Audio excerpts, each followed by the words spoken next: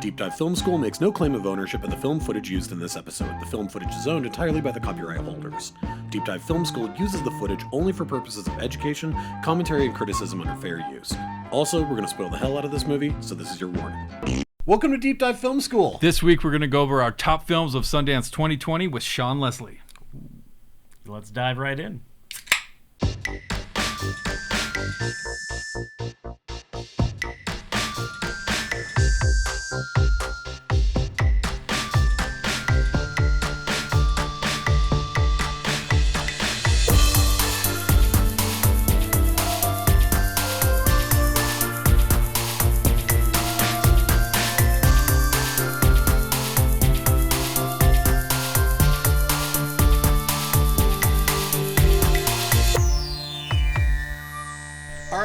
I am Adam Sherlock. And I'm Adam Palcher. If you like what you see/hear, please make sure to follow us on all of your social media hubs, if you will. Is that a good word? Are they hubs? I don't know. Instagram a hub, hub? Yeah, I think that's all. Grubhub, that's a hub. There's lots of hubs, but they're all down here below. Yes. For your pleasure here. And we are joined by our friend Sean Leslie, who I believe is your Sundance boyfriend. Is this correct? My wife affectionately calls you my Sundance boyfriend. Because and we didn't even get to see each other this year. That's true, I know. Oh no, really? Yeah, there was no sitting next to each other in movies, no holding hands. It was a little disappointing. It was. You reach over into his popcorn, or how does that work? Yeah. Anyway, we share. It's mostly it's a taken. It's good. It's good to share. You don't want to be greedy. It's mostly a text exchange of what movie did you see, what did you like? Exactly. Because we know we trust each other's opinion on movies. And that helps you guys navigate to the next spot. Absolutely, yeah. Exactly. We follow the buzz. And again, this man sees an insane amount of movies. He's been a volunteer for 17 years at Sundance. This year 17 of the 18 that you've been doing this. Yes. Wow. And Palcher, you're at 20. And I hit 20 this year. You're a bunch of nerds. This is amazing. It's a wonderful thing that we're lucky to have in our state, I think, to experience every year, especially if you're a film geek. The biggest film festival in the U.S., so of course. Yeah, totally. And probably in the world, right? It's one of them. No. I think it's Cannes Film Festival and then Toronto. Oh wow. Yeah. I thought it was bigger than that. So this is definitely the pioneer of trailblazing. The new ones. I mean. Ethan and Joe Cohen came out of Sundance. I mean, that's right. Their first movie. Yeah. That's right. Well, we have a great history of Sundance a little later in the show that you're going to share about the Yak Lady. We'll get into what that is. I'm very excited to hear. I don't even know what that is. Yes. I think you all will love it. It's worth sticking around for, so please do that. Let's get into just the Sundance experience a little bit for this new channel. Maybe some new people haven't seen it. I get access through the podcast. You do through a volunteer. It's something that watching this many movies, I saw about 20 to 22 this year. I don't think I did a final count, but and Sean, how many did you see? Yeah, I don't even want to say, because this is the first year I didn't volunteer because I wanted to take it easy, and so I did, and since I had to pay for all of them, I ended up only seeing 9. But I'm telling you, it was kind of nice to take a little bit of a break. Son of a bitch. You knew you were coming on this show. I didn't know. I know.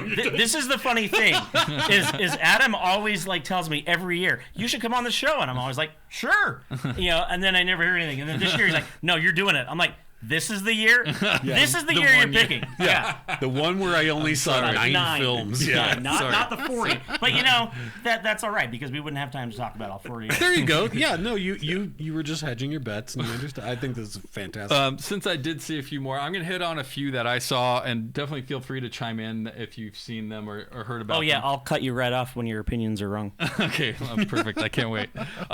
Just some I want to talk about before I get into the ones I really liked. 2 Netflix docs, Crip Camp and Dick Johnson is Dead. Did you see either of these? I did not see either of those. Wonderful. Just look for them on Netflix soon. Just really fun docs. Crip Camp is about a camp for crippled people, and that happened kind of during hippie times, right down the street from Woodstock, basically. And it was a place where all these crippled people can go and hang out with other crippled people and feel like a normal person, where they're currently living in a world that's not built for them. And they get, they can't even get upstairs or anything like that. So it turns into an activist documentary about one of these ladies who changed all of these disability rights, got ramps put in. They have like footage from the 60s of all this stuff? And there's all this footage of the camp and all these people, and you can see how severe some of the disabilities are. Can you still use that word? That's what I was just gonna say. I was gonna how has that word not been taken from us yet? I agree. That's just the name of it. Yeah, no, that's fine. But when you say cripple, I was like, I kept kind of like, I'm like, but I guess, and maybe that's it. Is that it's a reclaiming of terminology that is potentially derogatory? I guess. Yeah. But I don't know enough to comment. I don't either. Yeah. Other than my honestly, I don't either. I'm just going off of what the movie is about. Yeah. But it was a really fascinating, fun documentary.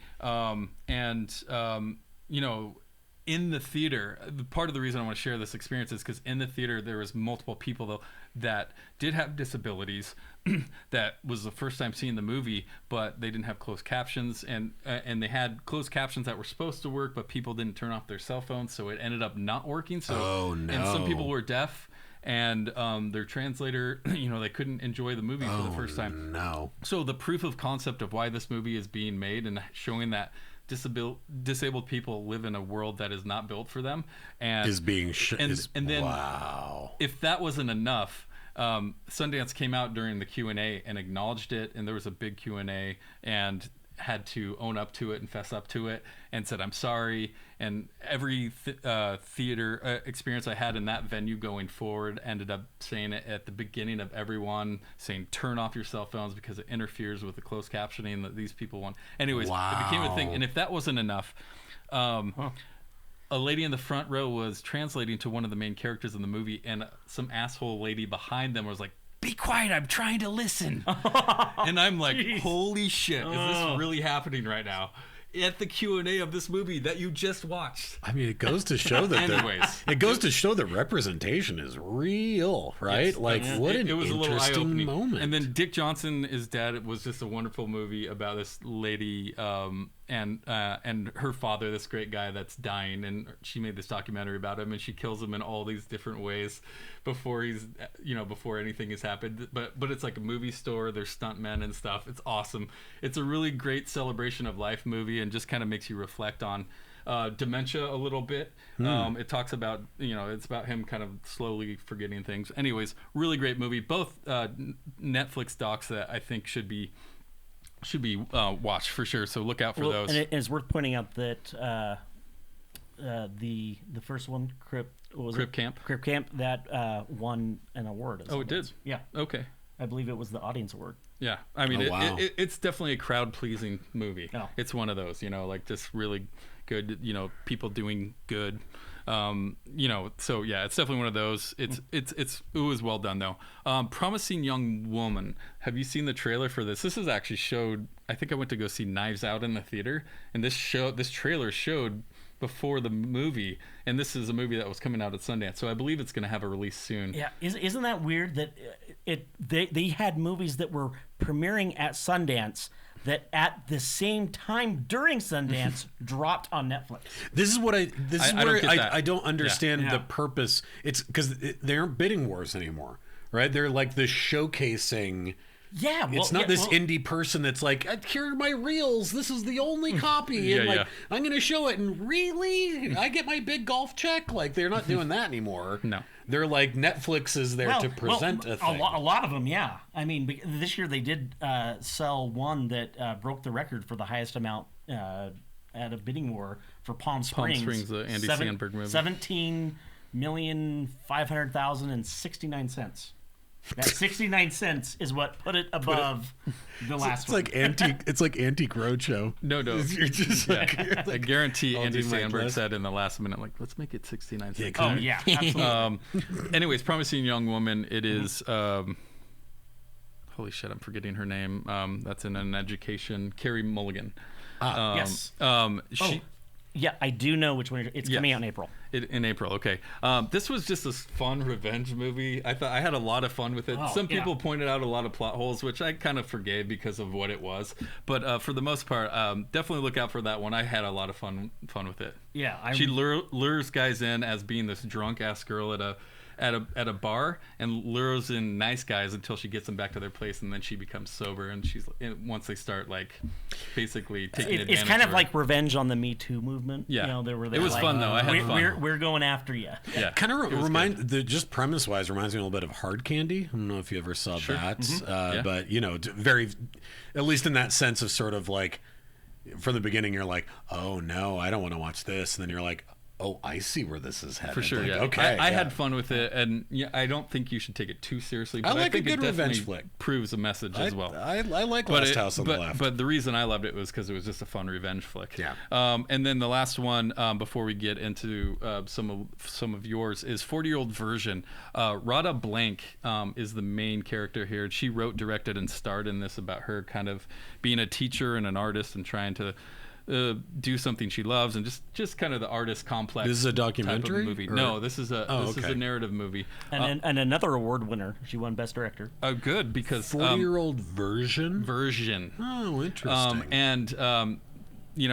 Radha Blank, just remember that name because you're going to be seeing a lot of her. I had a lot of fun with this movie. It probably was a little longer than it needed to be because it kind of wants to be a little bit of everything, but she was so charming and fun through it. I really enjoyed it, and I definitely think it will. I'm interested to see how it will do once it's released. I hope it does well, so look out for her.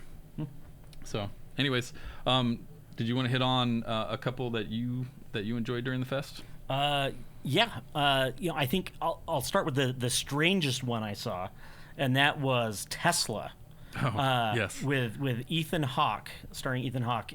Is Nikolai Tesla? Yes. Yes. Wow. Yeah. Okay. And it's a period film.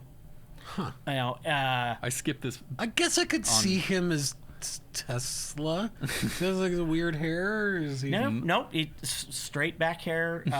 He looked like, the same style that I've seen pictures of Tesla in. Yeah.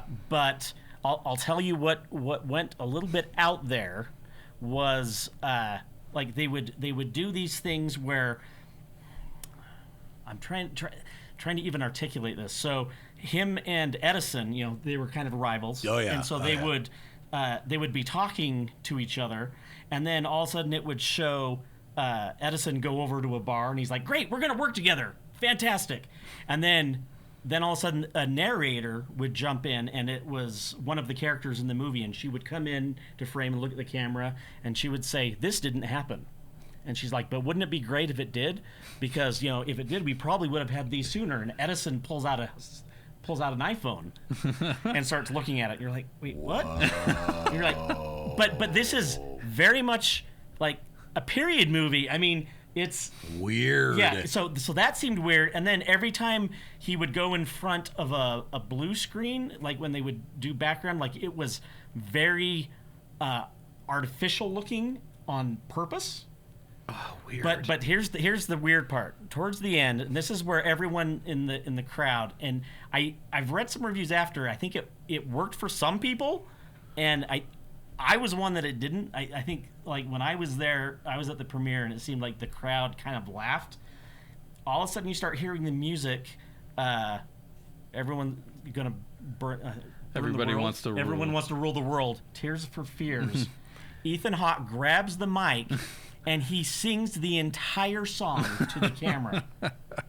Tears for Fears. He sings the whole song. The entire song, beginning to end, and this is in a period movie where Tears for Fears is what? Yeah. Good. What? 100 years after that? After More? that, yeah. It was. Everyone in the audience was just like, "Wait, what?" And you feel like vicarious embarrassment for the filmmaker in that moment. Because you're like, it's not doing the thing that whatever it is that you they're wanted trying it to do, inject it's not some doing modern it. culture into this historical period piece. He said that he was large. He wanted to make the problem I had is that the narrator would constantly be kind of describing a lot of the more interesting bits, and so it kind of took out a lot of the dramatic beats of Tesla's story. But the director said that this was all intentional because we live in a world of Wikipedia where you jump on and you're just getting little paragraphs of facts, and that's how he kind of wanted to present the movie. Wow. But it's like if you're... I skipped this based off of your recommendation. Even if your idea is interesting, if it doesn't work, it doesn't work. And so then it doesn't matter if the purpose was interesting, right? And during the Q&A, one of the questions immediately was, what was up with the Tears for Fears song? And I don't know if Ethan Hawke was just trying to like shield the director from having to like answer this because they knew that it kind of wasn't hitting.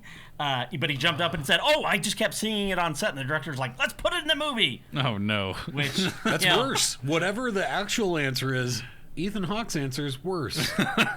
I don't know. Oh God, I don't know. And that's funny.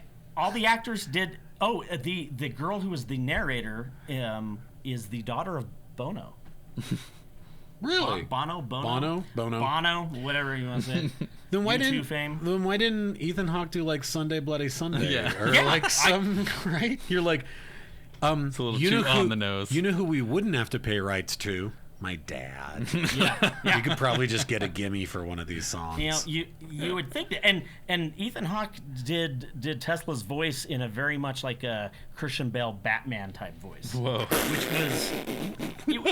was it was an odd choice. I mean, I like Ethan Hawke a lot, but this. Thomas Edison, can we trust him? Yeah, no, it was very deep the entire way through, and he sang the Tears for Fears song. You're doing almost very deep. You're almost doing a Sling Blade though. Yeah. AC/DC. Electricity. Mm-hmm. Wow. Okay. Well, but I won't lie. Now I kind of want to see. Do you have one that you liked that you wanted to talk about? Yeah. No. I mean, there was a lot that I did really enjoy. I loved The Father, which I had saw based on your recommendation. Yes. So let's jump into that. Let's talk about it. This one was my favorite of the festival by a long shot. I would agree on that one. Absolutely stunning. So this is directed by a French director who was very... I don't know if he was at your Q&A, but he was very responsive and knew exactly what he was doing the whole time. He's a playwright. Theater director who's very well renowned in France, where he's from. And there's been plays of this movie in the past. Well, he wrote the play. He wrote the play, and it's kind of adapted it. It's been compared to like the King Lear of this generation. Oh wow! And so I was like, okay, all right, let's see what he does. Right. And it's one of those movies where it's based on a play because it's taken place in pretty much a central location for the most part of the movie. And this was one I was like, oh, Olivia Colman's in it, Anthony Hopkins is in it. That would be great if he's at the Q&A. I would love to see him. Oh, this he's probably is that close one. To the end, I've been seeing this thing all over on Twitter. Absolutely. So, I love Anthony Hopkins. He's always been a really amazing actor, but here he went to another level. If you ask me, I've never seen him this vulnerable in a movie before, ever. I hope he gets a nomination. I hope this thing takes off because it is outstanding. I don't think you should say, I hope he gets a nomination. It's a foregone conclusion. It's a given. I've said that People about get a Sundance nomination. movies before, and some just kind of go under the rug and never get seen. So I get hesitant to say that, but I'm with you. No, I agree with you. But this movie was so well done, so tight. It was. This movie plays with dementia, and you're getting dementia as an audience member with Anthony Hopkins. And wow. So basically, certain actors leave, and then another actor comes in. It's supposed to be the same person. They play with the set subtly. And it's very subtle, and you have to be paying attention to what's going on. Like the backsplash of the kitchen is different than it was earlier in the movie. Yeah. And so they're subtly playing with these things. Oh my God. And he keeps thinking it's his place. And there's all these characters these metaphors come in, just randomly come in, and you're like, wait a minute, who are you? And you're just as confused as Anthony Hopkins is. Yes. But it shows you what it's like to live in that world so well. Oh, so God, that's terrifying. And the way that the director talked about it in the Q&A was that, it's, of course, we had this one person who has to have everything wrapped up, ask a question in the Q&A, so could you explain what's going on? Yeah, sure. And I'm like, oh, I hate you. But the way he explained it is the whole point is that it's a big puzzle. And every time you put a piece together, there's always one missing. Right. So, you know, and geez. just explained it, and like, but he knew everything he was doing. I asked him the question of like how you played with the set, and that was very intentional. He very much wanted it to be tricking you a little. Listen, I took care of my grandparents, and my grandmother was suffering from dementia, and she thought that I worked for the gas company. So I would have to make this big production of like, okay, I'm leaving now. We'll see you later. And I'd leave. Goodbye. And she'd shut the door and lock it. And I'd go around to the back door, and I'd come in, and I'd just sit in the kitchen because I could be pretty quiet in there, and she wouldn't come in. And then I'd wait, and then I'd eventually like walk back in like, hey, you know, because I had to make sure she wasn't going to fall. Sure. But like, I think all the time she was like, I keep sending that guy from the gas company out, and then he's in the kitchen again in an hour. And I just could only imagine from her perspective. So something being from their perspective would just have to be like, it's heartbreaking, but like as a film itself, it is an experience. Yes. Wow, yeah, wow, absolutely. wow, wow. And all the actors were great. I mean, everyone's Olivia amazing. Colman and Olivia. She won for The Favorite. Yeah. Yes. Oh no, that's Olivia Colman. That's Olivia Colman. Oh, the and other Olivia from Rushmore. Oh, what's her name? Rushmore. Yeah, Olivia Williams. Yes. Yes. Anyways, absolutely. Like I was trying to think, like when I walked out, and the whole theater, we were all just buzzing about it. When I walked out, I was like, "That's the kind of movie you're waiting for at Sundance." That's wow. That's what you're always hoping to see. Exactly. Yeah. And I was trying to think, what was the last movie from Sundance that affected me and got me that much excited? And it was probably Upstream Color was probably mine. Wow. Wow. And that was the last time I remember something being this good. So I hope it takes off. I hope it does well. That's amazing, man. That is so. I definitely want to see that. And it sounds like, I mean, that's the thing, is it seems like most of the time, though, those go somewhere. I mean, obviously this one will because it's Anthony Hopkins. Yeah, You know, I think with streaming now, it's all every movie will get distributed at some point. I mean, they'll all get dumped on, you know, even if it's just straight to Netflix or whatever. That's how I saw it. Which is it's good because then you don't have to wonder like when am I going to be able to show someone this movie that I loved. That's the weird thing.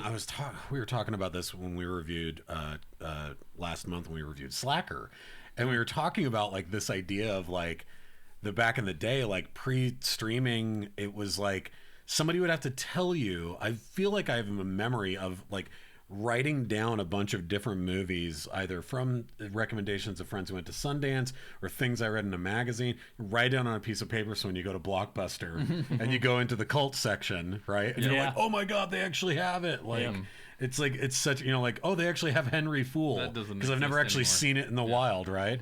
And it's like, but I mean, there still is an element of that happening a little bit where it's like, Upstream Color, obviously I've been waiting for Shane Carruth's next film, and on the recommendation of both you and my brother, like it was like a miracle that I was like, it's just sitting here on Netflix, right? Like even Primer back in the day was like, can you find it? And now it's like, there's Upstream Color. It's right there. It's on Netflix. I just have to click one button and I can watch the new Shane Carruth film at home. Love the convenience. It is something. Speaking of Slacker, the next movie I want to chat about is Summertime. This is directed by the guy who did Blind Spotting. Did you ever see Blind Spotting? It came out last year or a few years ago. I think it was 2 years ago. I did not. But I know of it. I really love that movie. I think it has a really nice, good sense of humor, and it talks about race in an actual impactful way, not like a tacked-on way. And they do it here. So this is kind of a Slacker tribute, in the way of like how Linklater kind of walks through, and you just kind of start following people for no reason, and you kind of, it's more about the cerebral. Listening to their conversations, what are they talking about? It's usually bigger, heady stuff, right? Like we've talked about with the Linklater Festival. So here they do it in a little more cohesive way, and the characters actually end up coming together in a really great way. But it's 27 beat poets that we're following. And it has this really fun sense of humor the whole time, and it does the Slacker thing where you're following people, and they kind of weave in and out of each other's lives, but to the point where Slacker is like, you know, where no one has anything to do with the other person that you just saw. Yeah. This one, it comes together, but I had a lot of fun with this one. Is it Rafael Casal and the guy from Clipping that are both in Blind Spotting? Yes. It's both those guys. See, because Rafael Casal was one of the, when he was a teenager, He was one of the spoken word artists for Brave New Voices, the Youth Speaks and HBO thing, where they were basically like a youth nonprofit based in California that worked with teenagers to become slam poets. So they're part of a troupe. I bet I would recognize so many of the people in this because if it's Raphael, they're called Get Lit Poets.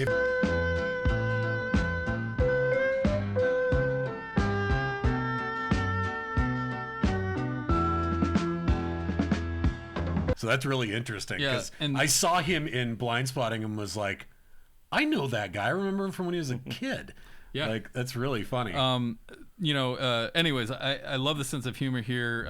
And they talk about race in an intelligent way where they're adding to the conversation, not just regurgitating something else. So, and it was just an interesting, fun movie. And maybe it's because we watched Slacker recently that I knew what they were going for and understood it, and it was just more cohesive. But you have, these poets rapping whatever knowledge. They each pick a section of California that's like close to them, and then kind of base it off of that a little bit. But it's all congruent to the final ending, which I thought was really fun. So and what's I thought the this name was of the movie again? Summertime.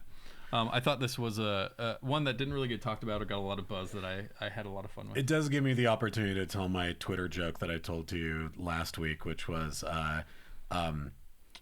Lawsuits are just rap battles for white people.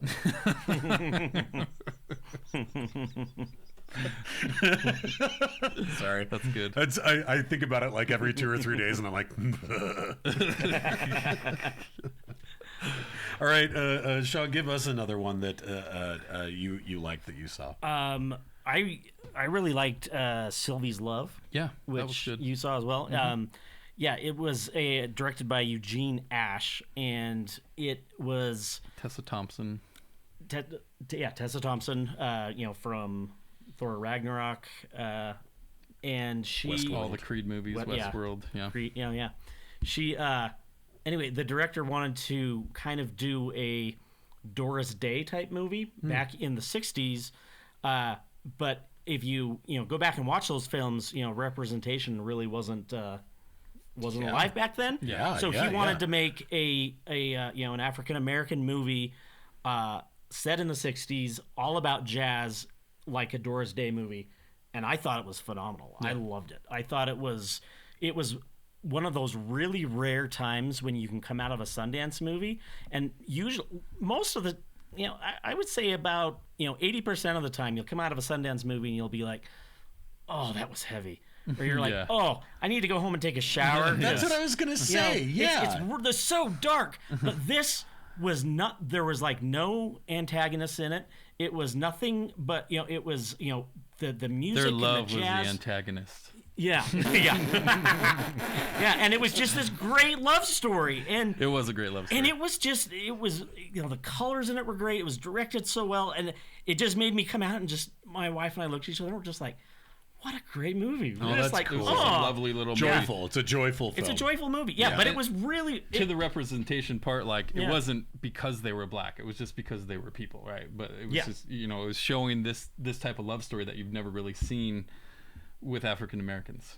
Well, and I imagine also that there's probably, I just from what you've said, I imagine that I love movies that have the ability to say, this is a Doris Day style film that takes place in this era, but we're going to have it full of actors of color.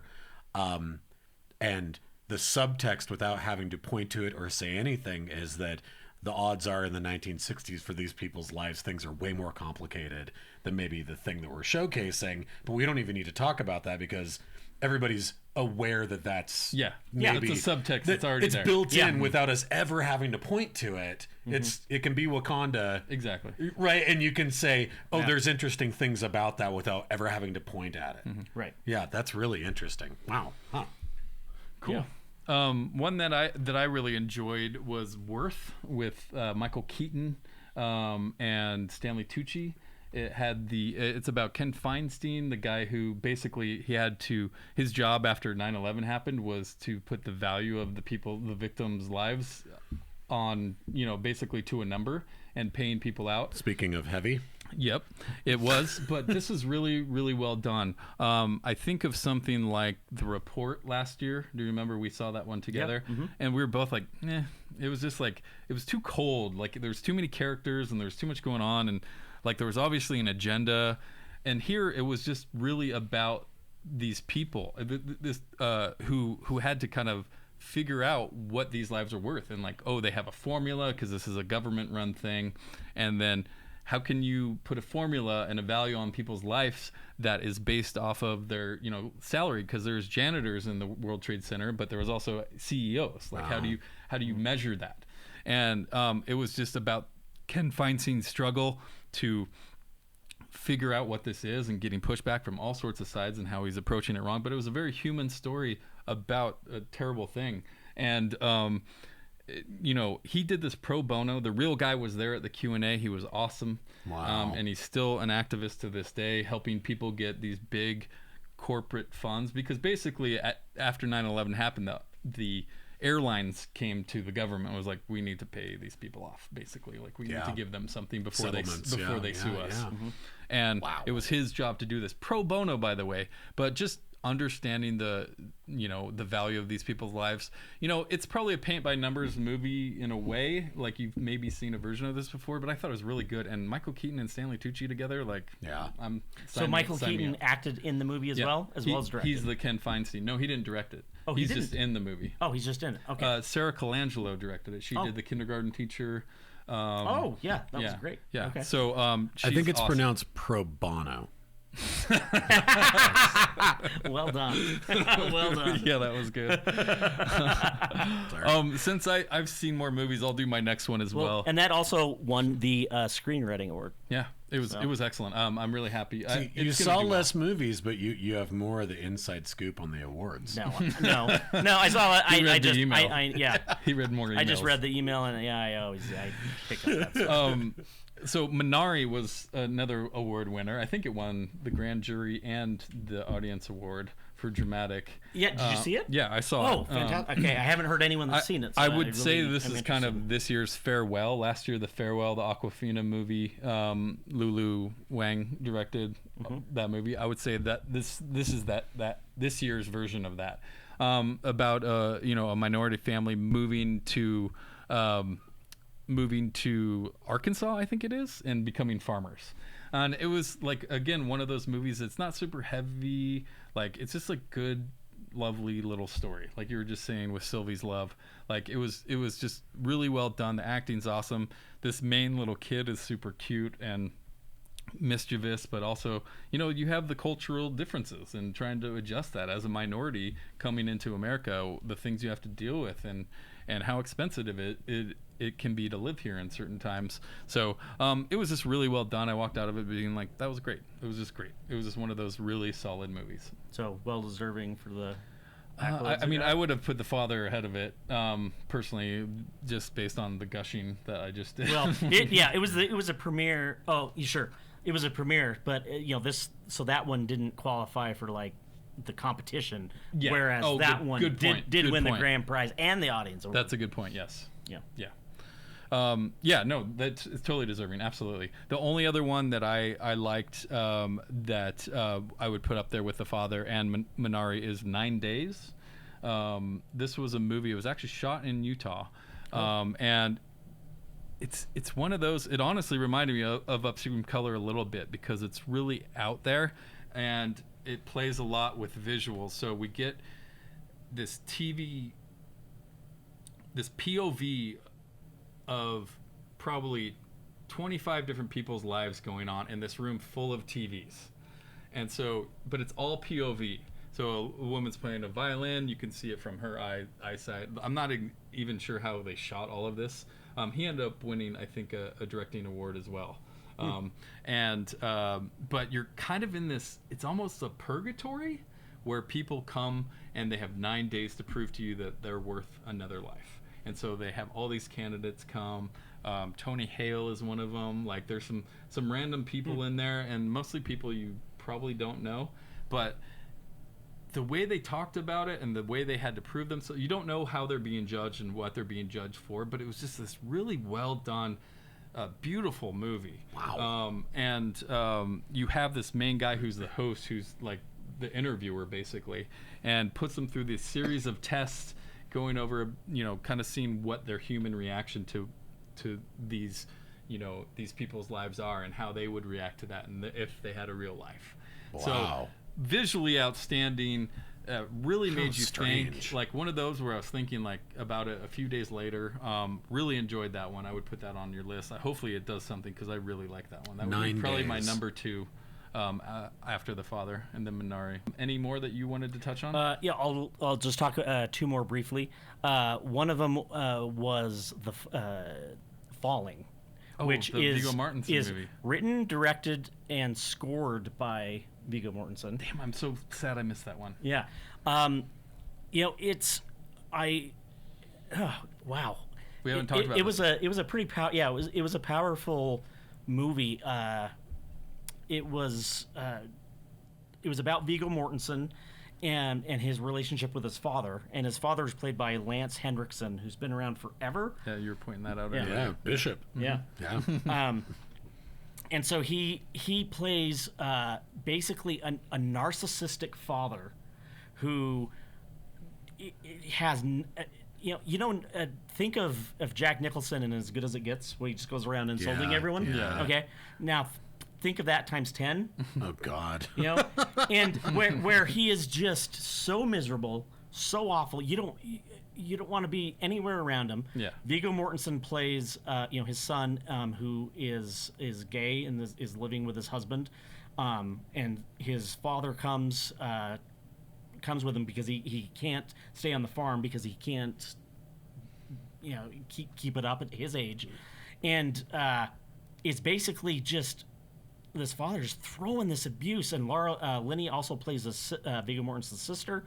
And that's a good cast. I love her. Yeah, and it the whole time you're just like watching them as like their dad would just say these horrible things, and they would just say, "Okay, Dad, that's enough," and and they would just like, and you're like, wait, when are you do something? When are you gonna say get into something. them? Yeah. And wow, it was kind of, I'll have to say it's kind of a chore to get through, in the fact that it's such an unpleasant character that you're like, oh man, do I want to go spend 2 hours with this guy? Yeah. But the what was awesome is, like, the very last film of the festival that was playing in Salt Lake that I saw, Viggo Mortensen actually came, which usually all the stars are trying to get out of there to the last day. So it was really nice. But his Q&A was awesome, and he just said the whole reason that he wrote this film is because I think it was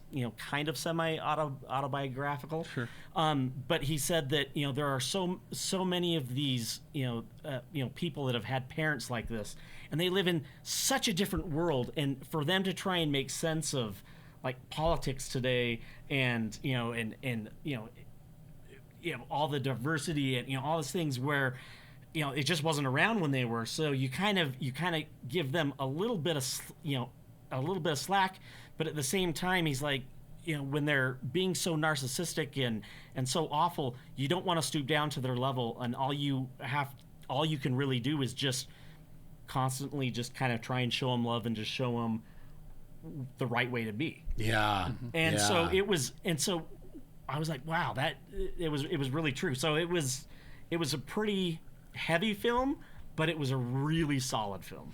Well, I love this way of living in that discomfort. Like, I'm thinking of something like, the relationship between Tony Soprano and his mother, and you always wanted him to just like give it to her, just like really punch her or scream at her or something. But then there's a point where you're just like, he's lived with this person his whole life, and she's been horrible to him forever, and we're just seeing this little capsule of that. Yep.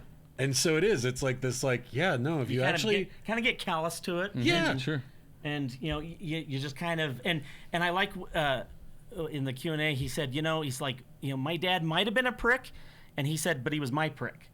Yeah. And so, wow. While other people, you would definitely never like defend their behavior, you still want to kind of at least accept them as a person. Yeah. and live in that discomfort and be like, this isn't going to get better than this. This is what we have to work with. Yeah, exactly right. Yeah. Wow. So really enjoyed that one. Then the other one I just wanted to touch on was Palm Springs, which was The one comedy with Adam Sandberg, produced by Andy Samberg. Yeah. Oh, Andy Samberg, excuse me. It was produced by the Lonely Island Boys. Yes. And, Okay. I went in and I was expecting it, to be, I love their stuff. I mean, as silly and ridiculous as they are. Oh yeah. I was sad. But this was like really good, and it was like I was like, wait, It's kind of a this Groundhog Day type. Yeah, movie, it was right? much better than I thought it had any right of being. Yeah. But it was solid. It was a Groundhog Day situation, which we've seen that used many times now in movies, and it always entertains. So I mean, it's a formula that seems to work. Yeah. But it's a romantic comedy, with a lot of crude humor, which typical Lonely Island Boys. But I really thought it was funny. It had a hoot in it. It was great. Wow, that's great. Sad I missed that one. I think we should get into the Yak Lady. Oh yes. Okay, so this is, if I may, when Palcher said, "Okay, we need to have my Sundance husband on," and I said, "I think that's a fantastic idea," he said, We're not married, boyfriend. "Okay, listen, No, guys, don't let go. Whatever." We'll get through it together. Don't you let go. But the very first thing that he said was, he has this story about this lady that always goes to Sundance. And then he said, the Yak Lady. And I was like, I don't understand what that term means. I don't understand any of this. And so I guess I know that you now have new pertinent information regarding the Yak Lady. And so I would say, let's do background first. Yeah. I will And tell then you new how, discoveries. Yeah, I will tell you how I experienced Yak Lady. Okay. This was quite a few years ago. It was when The Word was at the festival with Bradley Cooper. The movie The Word? Yes. I don't remember that one. Yeah. Anyway, beside the point. I'll find out and put it here. So during Sundance, sometimes a film will be sold out. I talked a little bit about how I have volunteer vouchers that I can go in exchange for a ticket, and sometimes they'll give them all out to the volunteers before I'm able to get a ticket. So when that happens and I still want to see a film, then that's called hustling time. And so that's when I go in front of the theater and I become very driven and very focused. I'm never aggressive, but I can be very determined at making sure I walk up to every single person that's coming up before all the other people do and ask them, do you have an extra ticket?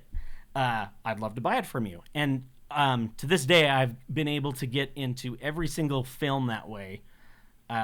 So as long as you have the energy and the stamina, and you're not, embarrassed to approach people, that is another way to do Sundance. It is a little time consuming, and you can get kind of panicky towards the end, but I've always been able to get in. Yeah. So I mean, I think you could do that with literally anything in life. yeah, that's true. Just as long that level of tenacity. Yeah. And someone's going to be like, "Here's my other ticket. Get away from me." And you're like, "I did it. Yep. Getting in." Yeah. So true. It works though. yeah, so I was out in front of the Eccles Theater, which is the largest theater at Sundance. It's like over 1,200 seats at the High school. local high school there. And I started going around and just making sure I was ahead of all the other people there. And when I say all the other people, I mean there was maybe 6 or 7 other people trying to do the same thing. But I'd always spot someone coming and walking down, so I run up to them, say something, and then I'd go back to the bus stop and wait for the bus to come, and the people will get off the shuttle, and I'll sit there and ask everyone. So this went on for about 45 minutes, and I was starting to get a little worried. I'm like, okay, come on, it usually doesn't take this long. And then there was this older woman, I would guess in her 50s, mid 50s.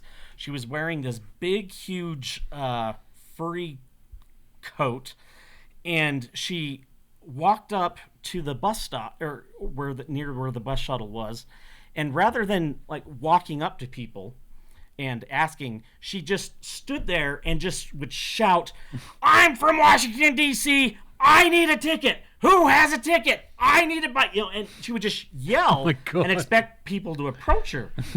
And I was just kind of looking at her. I'm like, okay, that's, that's one way to trying it. That's interesting. Yeah. I'm like, I wouldn't approach you, but whatever. So she was doing that. I was still walking through the parking lot, running up to people. And meanwhile, the bus comes. And so I start walking towards the shuttle to get to the front of the doors to where people are coming off so I could ask. And she started walking towards the shuttle as well. So we're both, kind of trying to stay ahead of each other, not running, but walking briskly. And she looked over at me and she said, "Oh, are you trying to get to the shuttle?" And I said, and I very playfully, I said, "No, I'm just trying to stay ahead of you." And she went, "Fuck you, motherfucker!" And I went, "Whoa," and I was kind of taken aback.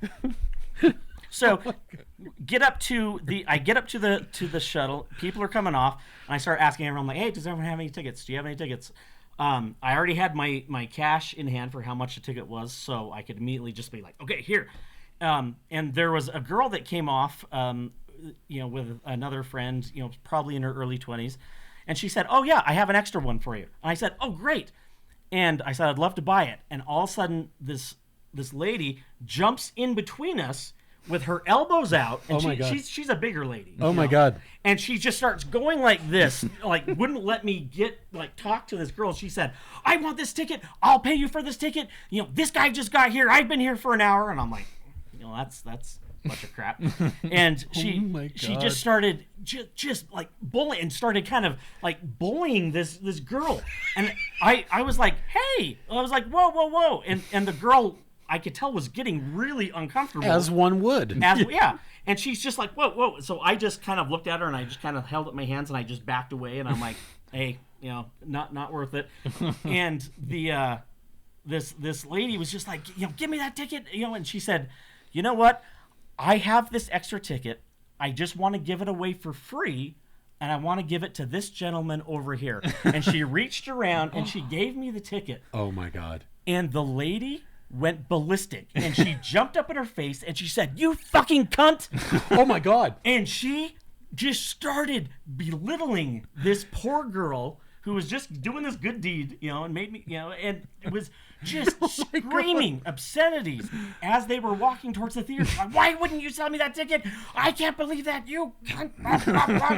And I was walking, and I'm like, walking kind of behind them, just still aghast, and I'm like, whoa. I'm like, wait a minute, I've got a volunteer code. I need to stop this. So I went and I jumped in between them. I'm like, "Hey," you need to back off. And she got into my face and just started, "Fuck you, motherfucker," blah, blah, blah, just yelling.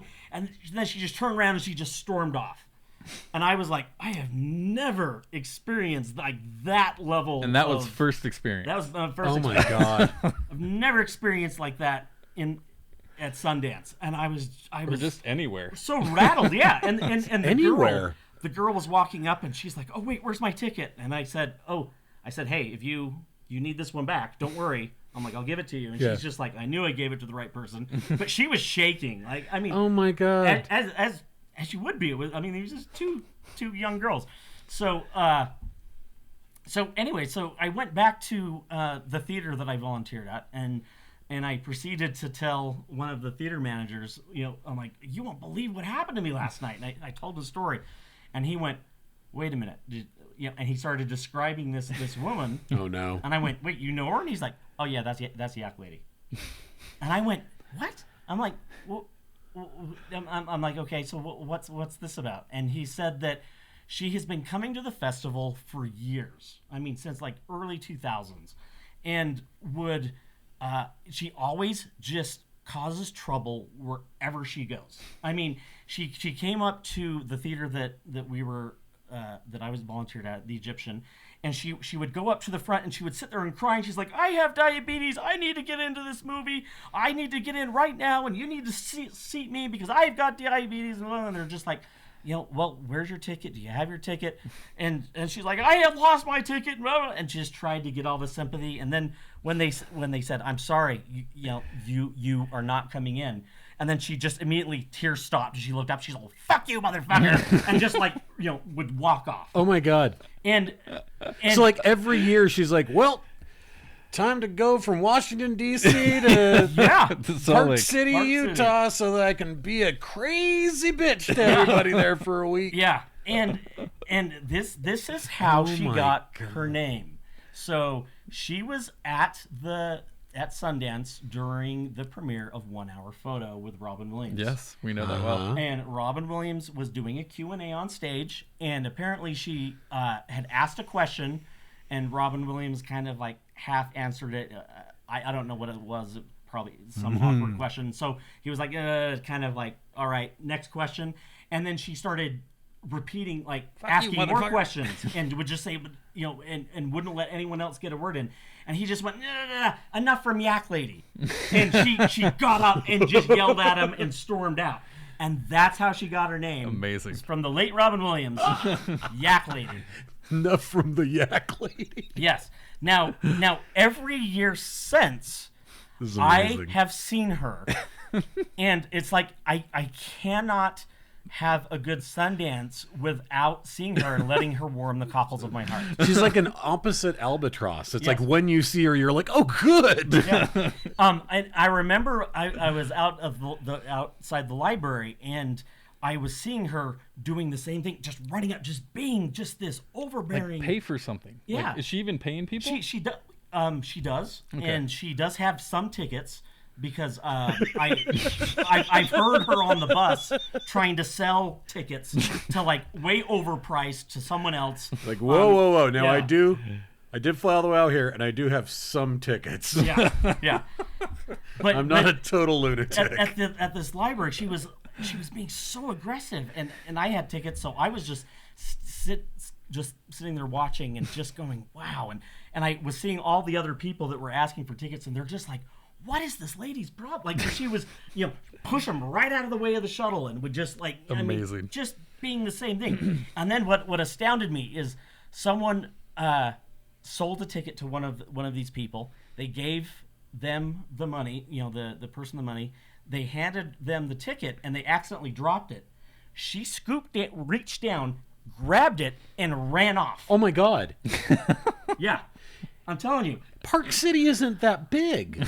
Like, okay, you're gonna see that person again because they're literally she's gonna run and stop where like my front door is. Line. Like, she's gonna be like right there, like. Now, let's not forget, this is a lady in like her late 50s, early 60s. I mean, this is, and I did get some pictures of her during that time because I'm like, please send them. We will show them on the. Yeah, and so I sat there and we'll see what we do with them. I snapped a couple photos. But every year I've heard stories, and I heard another story the following year that she got in a fight with someone about a seat at Eccles, and the cops were called on her, and she had to get pulled out. Oh my God. And then last year at the festival I saw her, and I was walking up the Eccles Theater, after we saw a movie. And I was just like, oh, I want to get a selfie with her so bad. And I was just looking at her. I'm like, what'd you think of the film? She's like, oh, wasn't it great? And I was like, yeah. I'm like, she obviously didn't remember me, but I was like, oh, I didn't have the courage to like ask her for a selfie. Does she know that she's famous? I don't think she does. I don't know. Do crazy people know that they're crazy? Yeah. That is a good question. I don't know if they do. Yeah. I don't know. Oh my God. Well, so Told you it was worth it. That brings us to this year. One of she got on a Sundance Facebook page for accommodations, and someone that I worked with found her. Said, holy shit, it's the Yak Lady. Yeah, and we found her real name. We found her Facebook profile, and she is from Washington, D.C. She does come to Sundance, and she is a celebrity whore. Like, all she does is she just posts nonstop photos of her with different celebrities. Oh my God. And then I was like, you know what? I know her real name now. I'm going to go down that rabbit hole. I'm going to Google her. Yeah. whoa! Oh, come that on. was insane. Oh no. Oh my gosh. There is an NPR clip that they have of her because she is in Washington, D.C., and she does a lot of campaigning, and she sells She's like... a lobbyist or something. Yeah, or she sells like little...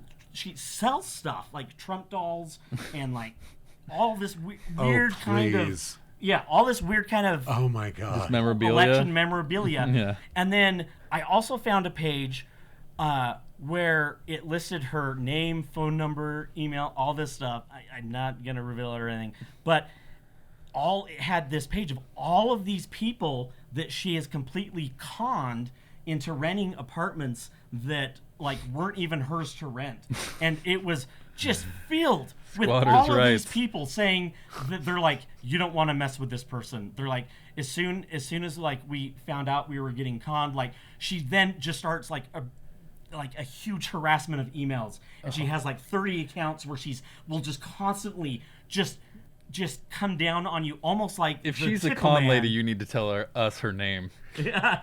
Well, actually, what I would do is, since you have her real name and her address, I think what you should do is make really, really good fakes of all the tickets for all the movies at Sundance next year, so that she can show up to every one of them and get kicked out of every single. Wouldn't that be Just amazing? throw them all at her and just say, "Oh, my wife died. I have to go back home," Yeah.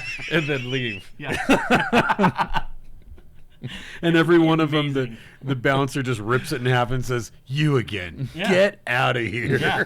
I mean, and yeah, it's just Wow, amazing. Now that story. we have her name, I'm just like, why isn't Sundance like just like preventing her from like Well, what you ever need to buying do tickets? is the next time that she's freaking out, you need to go up to her and be like, "Barbara, you gotta quit," and have her just like be, "Oh my God, you know who I am." Yeah. Well, what I really want is I don't want her to stop. I want someone to do a Sundance short. I was gonna say, you about can make this a woman. movie, yeah. Like, she's insane. Oh my God. You can make a movie about that. Like, yeah. No, you do. I you kind of need- want to email her too and be like, "Do you know you're the Yak Lady?" So what you need to do is you need to figure out a way to do an exit through the gift shop style thing where it starts off as her making a documentary about Sundance and you're just facilitating it, and then it turns into a documentary about You're her. Banksy in this situation. Yeah, Exactly. see, that's what you do. I love it. Awesome. Well, thank you for that story, Sean. That is outstanding. amazing. Sean Leslie, everyone. Thank you. Yeah, thanks for so coming much on. for coming on We the show, appreciate man. it. We really Yeah. appreciate it. Absolutely. It's fun. Hopefully you guys enjoyed that. Please like and subscribe. And we were going to start our new festival next week. So we used to do this for the podcast that we did for a million years, and now we've decided that we're going to continue doing it, revamping it slightly for the new show, which is basically, as the joke goes each time, Pulcher sees like 5,000 more movies than I do every year, and as such, I miss a lot of stuff. And so one of our sort of film festivals is a you, meaning me, should see this festival, and potentially you as well. But it's a you should see this festival. Yeah. So we're going to do 4 movies that I haven't seen that I probably need to see. Yep. We're going to start this next week with A ghost story. a ghost story. I think we're going to do Moonlight and Roma. You haven't seen either of those. So Yep. it gives us an opportunity to talk about newer stuff as well without having an agenda necessarily of why. I mean, we always have an agenda. But that's just true. Not, And wait, how many times does Adam look at you and just say, "You haven't seen that movie?" Because right when he just said those two I films, don't- I looked at you. I'm like, well, "You haven't seen those two movies?" Yeah. No, but I've seen the movie Silver Bullet 47 times. Well, you know that. To each his own. Yeah. You are who you are. I can't change now. It's yeah, way too late. exactly. I'm fucking 42 years I've old. honestly stopped saying that question because I know the answer. Yeah. The answer is, of course I haven't. Anyways, it'll be a fun festival to start off with and talk about some newer relevant stuff. So Definitely. Absolutely. Thanks for watching, guys. We'll see you next week. See ya. Yakety yak. Don't talk back.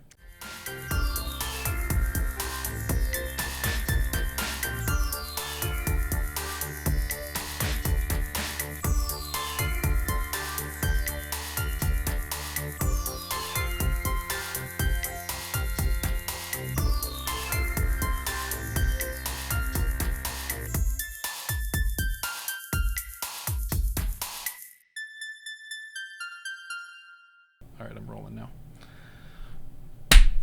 Yeah, I have to see it.